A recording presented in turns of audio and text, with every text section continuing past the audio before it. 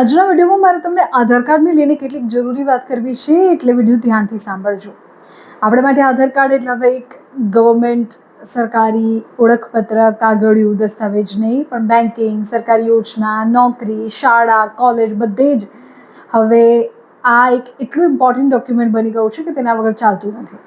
આધાર કાર્ડમાં જો કોઈ માહિતી ખોટી હોય કે ભૂલ રહી ગઈ હોય તો તમારા મહત્ત્વના કામ અટકી શકે છે.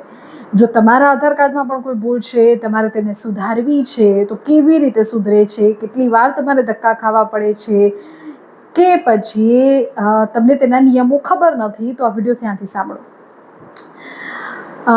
ભારતીય વિશિષ્ટ ઓળખ પ્રાધિકરણ એટલે કે UIDAI દ્વારા આધાર કાર્ડમાં સુધારા કરવાની સુવિધા આપવામાં તો આવે છે, પણ તેના માટે કેટલીક ચોક્કસ મર્યાદા છે, લિમિટ નક્કી કરાય છે, જેથી આધાર કાર્ડમાં વારંવાર ગેરરીતિ ન થાય. કઈ વિગત કેટલી વાર બદલાશે તે સમજી લો. સૌથી પહેલાં તમારા નામની વાત કરીએ. જો તમારા નામના સ્પેલિંગમાં ભૂલ હશે કે સુધારો કરવો હોય તો તમે તમારા સમગ્ર જીવનકાળમાં 2 વાર જ નામ બદલી શકશો.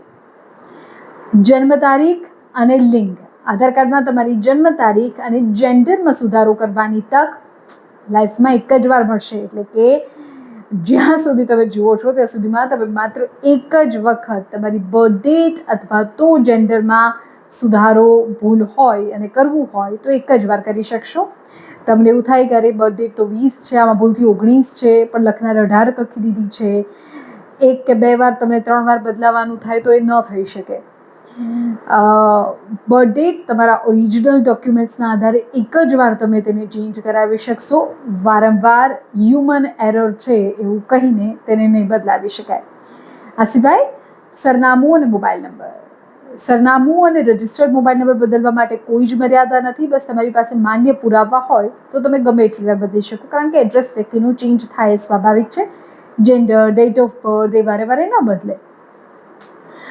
હવે ઓનલાઈન બદલાવ અને આધાર કેન્દ્રની જરૂરિયાતને સમજીએ.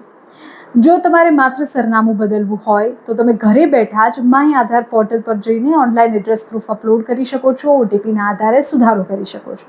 પણ જો તમારે નામ બદલવું છે અથવા તો તમારા નામના સ્પેલિંગમાં ચેન્જ કરવું છે, તમારી ડેટ ઓફ બર્થ ખોટી છે અને બદલવી છે, જેન્ડર બદલવું છે, મોબાઈલ નંબર કે બાયોમેટ્રિક્સમાં ફેરફાર કરાવવો છે, તો તમારે આધાર સેવા કેન્દ્ર પર રૂબરૂ જવું પડશે. આધાર કેન્દ્ર પર લાઇનમાં ઊભા રહેવાથી બચવું હોય તો તમે અગાઉથી પણ ઓનલાઈન અપોઇન્ટમેન્ટ બુક કરી શકો છો.